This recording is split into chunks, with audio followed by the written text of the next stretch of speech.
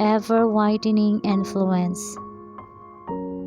In all things, showing thyself a pattern of good works, in doctrine, showing uncorruptness, gravity, sincerity, sound speech that cannot be condemned. Titus chapter 2, verses 7 and 8. The life of Christ was an ever-widening, shoreless influence, an influence that bound him to God and to the whole human family. Through Christ, God has invested man with an influence that makes it impossible for him to live to himself. Individually, we are connected with our fellow men, a part of God's great whole, and we stand under mutual obligations. No man can be independent of his fellow man, for the well-being of each affects others. It is God's purpose that each shall feel himself necessary to others' welfare and seek to promote their happiness. By the atmosphere surrounding us, every person with whom we come in contact is consciously or unconsciously affected.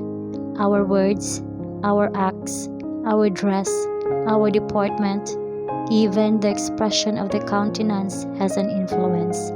If by our example we aid others in the development of good principles, we give them power to do good.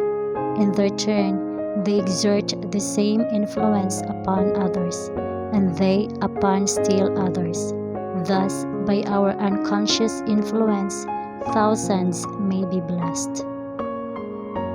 Character is power, the silent witness of a true, unselfish, godly life carries an almost irresistible influence. By revealing in our own life the character of Christ, we cooperate with Him in the work of saving souls. It is only by revealing in our life His character that we can cooperate with Him.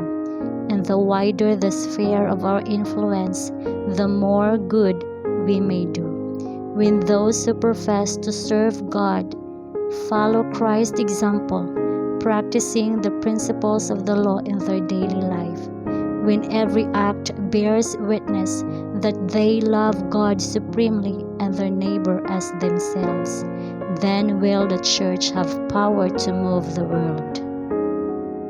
But never should it be forgotten that influence is no less a power of evil. To lose one's own soul is a terrible thing, but to cause the loss of other souls is still more terrible.